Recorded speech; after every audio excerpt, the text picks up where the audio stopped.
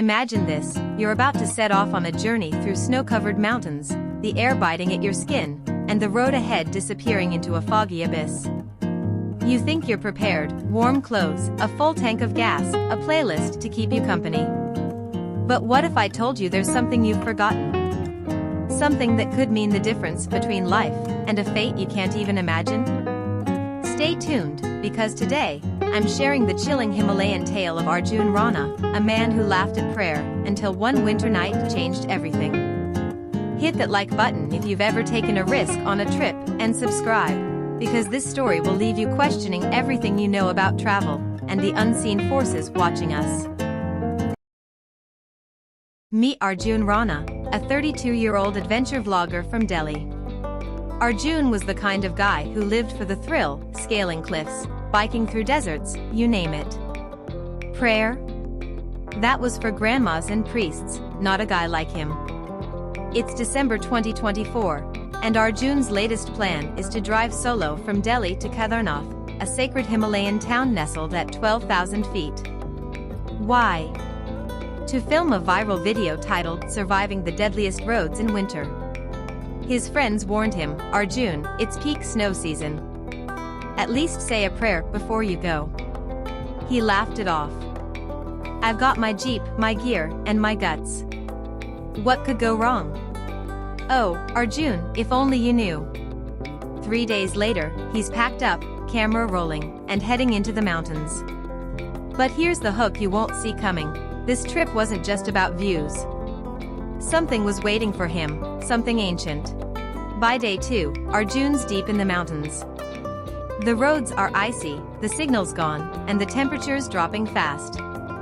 He's filming himself cracking jokes about the cold when his Jeep hits a patch of black ice. The vehicle spins, and for a heart-stopping moment, he's staring down a cliff. He regains control, laughs it off, and says to the camera, "See? No prayer needed." But viewers, that was just the beginning. Stick around, because what happens next will make your jaw drop. Night falls, and Arjun's still driving. The snow's heavier now, and his Jeep's headlights barely cut through the blizzard. He's humming a Bollywood tune when he spots something odd, a figure standing on the road. It's a woman, draped in a tattered white shawl, her face hidden by long, matted hair.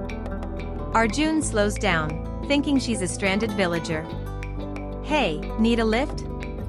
He calls out. No answer. He steps out, camera in hand, and that's when he notices her feet aren't touching the ground. She's floating. His heart races. "Guys, this is freaky," he whispers to the camera. And then, bam, she's gone. Vanished into the snow. Arjun shakes it off as a trick of the light, but here's the twist, that wasn't a villager. That was a warning. Arjun's back in the Jeep, rattled but determined to keep going. He's muttering to himself, "Just the wind, just my imagination," when he notices something on his camera screen. Rewinding the footage, he freezes, a faint handprint appears on the Jeep's window, right where the woman stood. It's small, childlike, and smudged with what looks like ash. His stomach drops. "What the hell is this?" he says, zooming in. The print glows faintly, then fades. Suddenly, the Jeep's engine roars louder than normal, like it's possessed. Arjun slams the brakes, but the vehicle lurches forward on its own for a few seconds before stopping. He's sweating now. "Okay, this isn't funny anymore," he says to the camera. Viewers, that handprint wasn't random, it was a mark, and it meant he'd been chosen. Arjun keeps driving, but things get weirder. His radio crackles to life, static at first, then a faint voice chanting in Sanskrit. He didn't even turn it on. The temperature inside the Jeep drops, and his breath starts fogging up. He glances in the rearview mirror and nearly screams, "There's a shadow in the back seat." It's gone when he turns around. "Okay, maybe I'm losing it," he mutters. But viewers, he wasn't alone anymore. Something had hitched a ride, and it wasn't human. By midnight, Arjun's Jeep sputters and dies.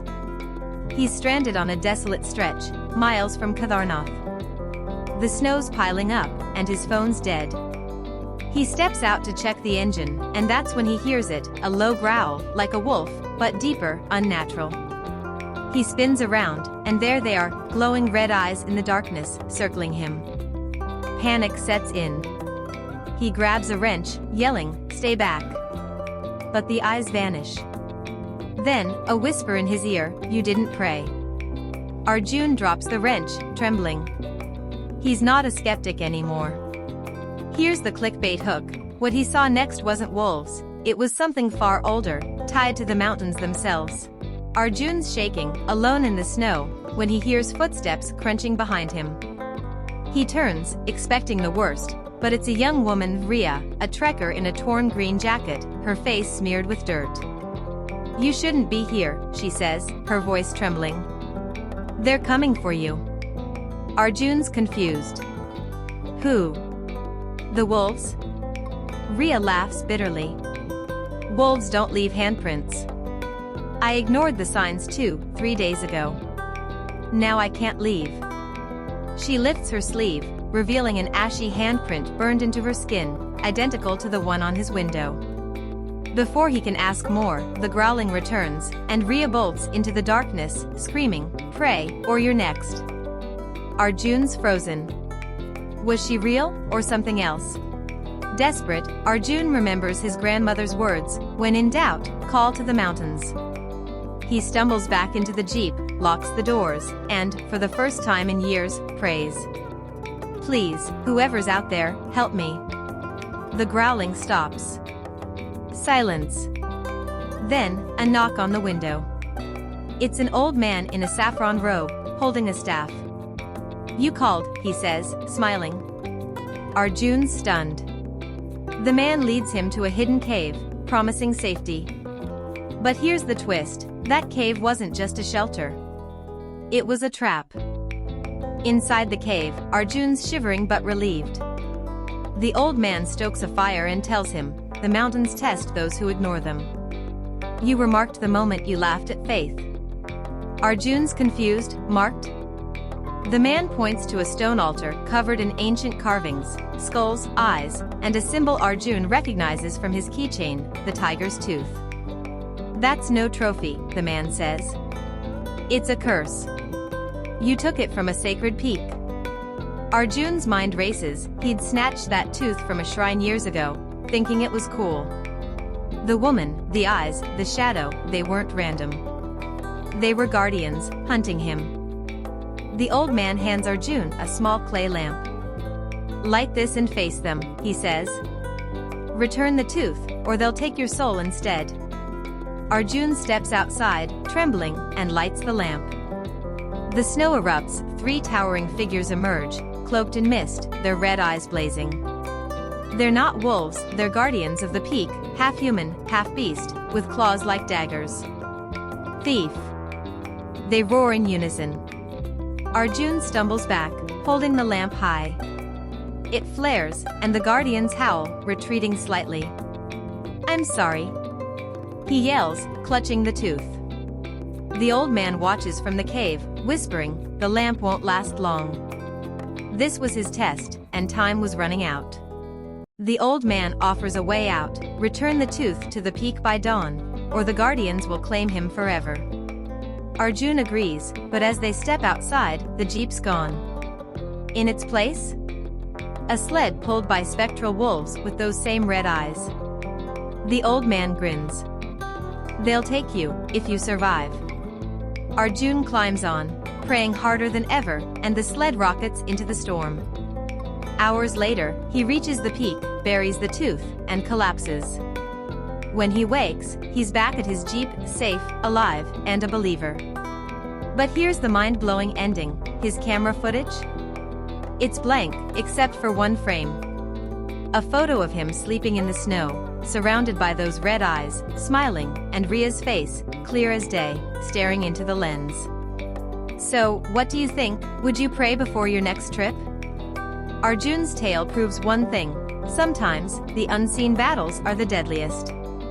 Drop a comment with your craziest travel story, hit that like button if this gave you chills, and subscribe for more tales you won't believe. Next time you hit the road, maybe say a little prayer, just in case. See you in the next one.